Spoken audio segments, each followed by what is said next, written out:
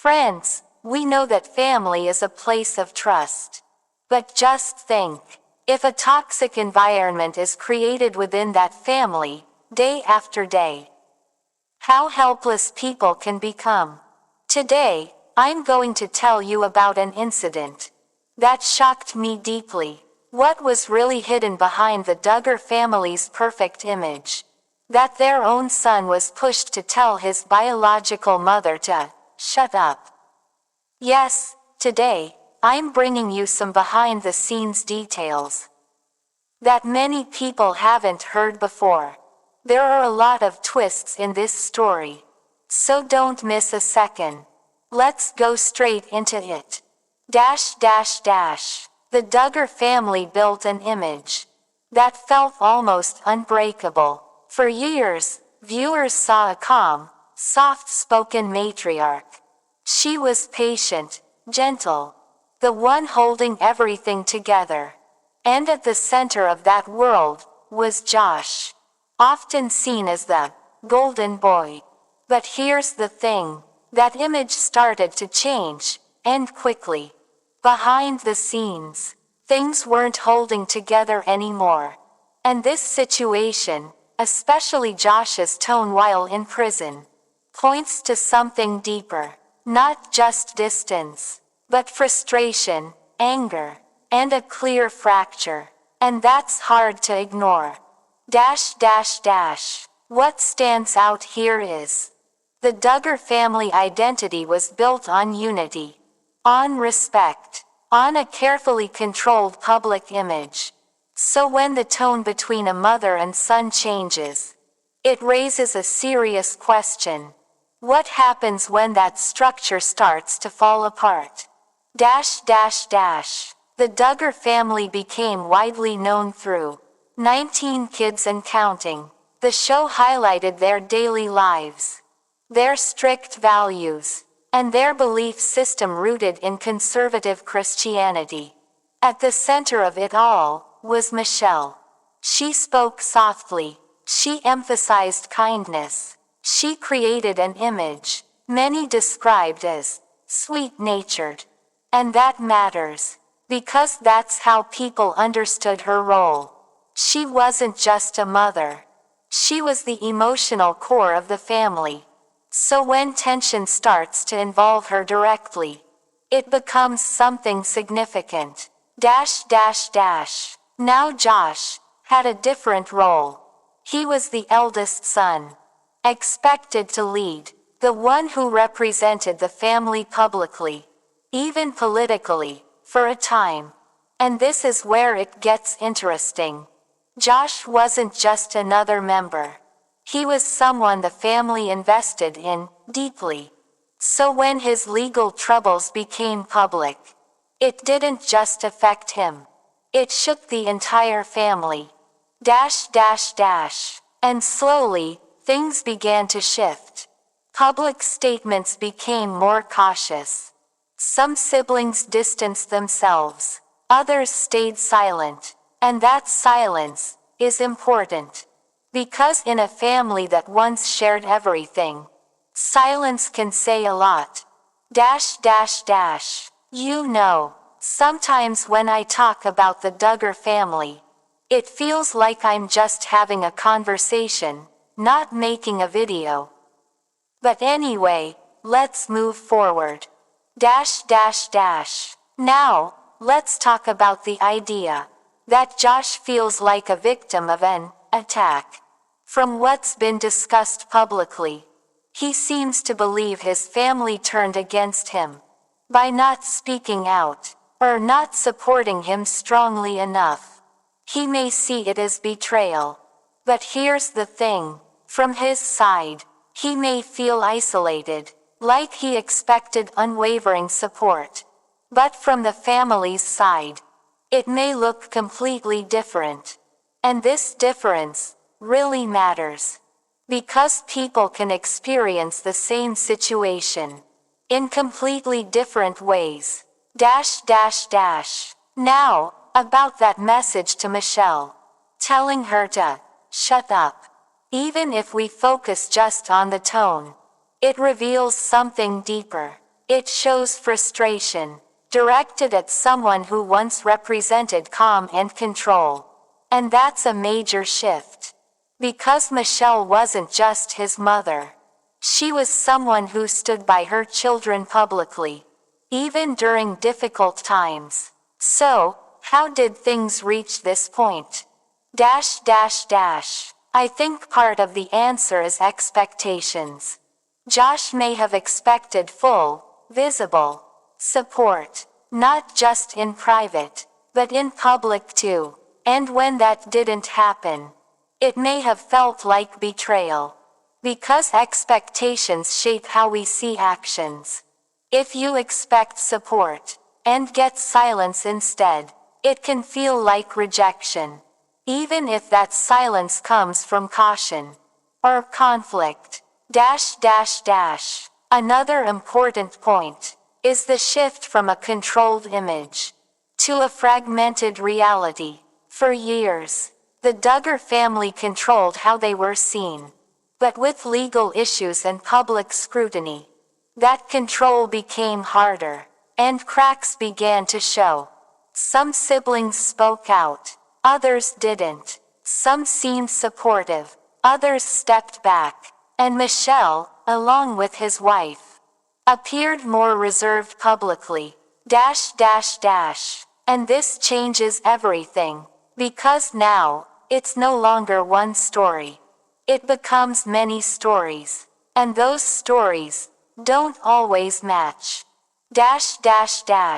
What stands out here is this situation challenges the idea of unconditional family loyalty, because real life isn't that simple. There are legal realities, emotional boundaries, personal beliefs, and sometimes they don't align. Now let's look at the emotional side. If Josh feels attacked, it suggests he feels misunderstood.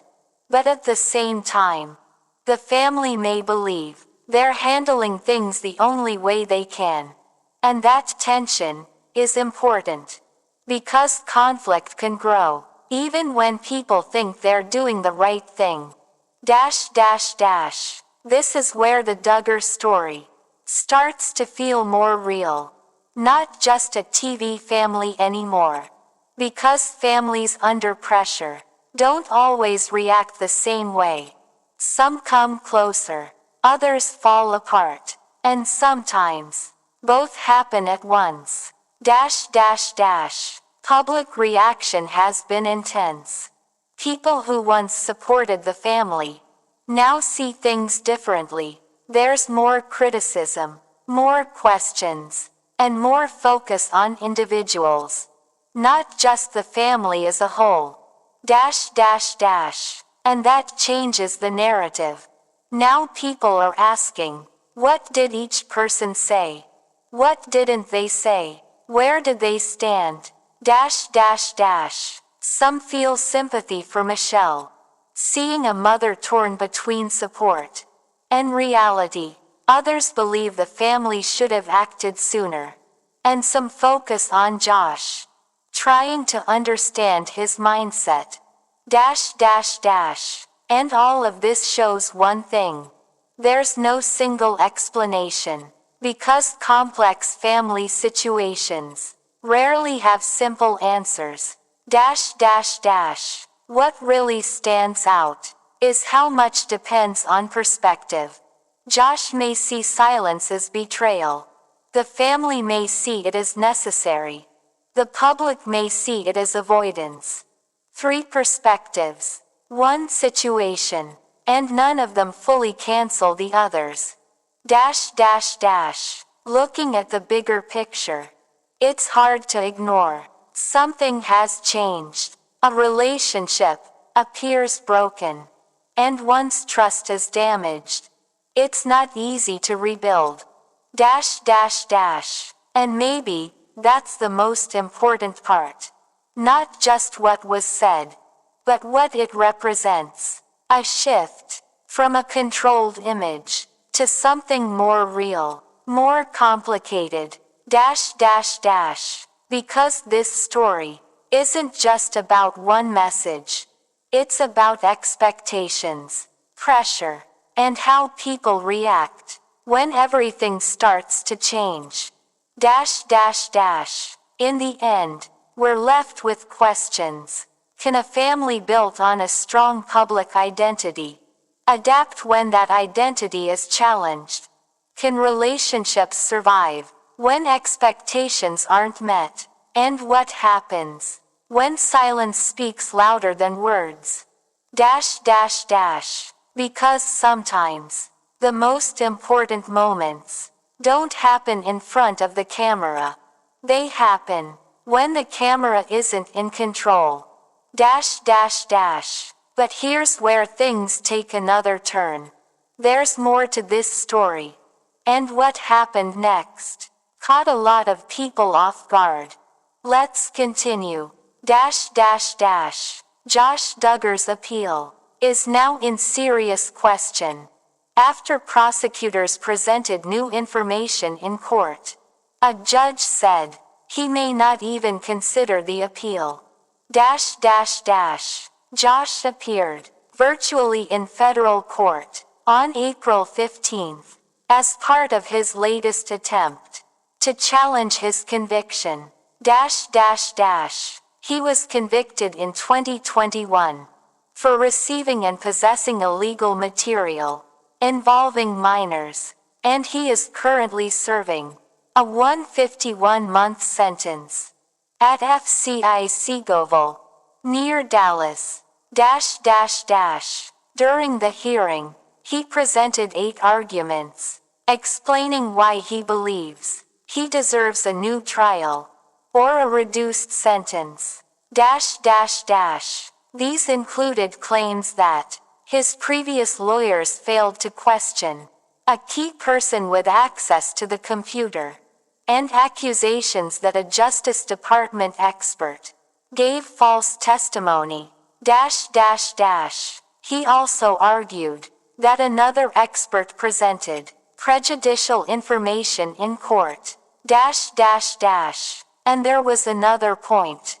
He claimed the trial was unfair because of a police report involving his 4 sisters.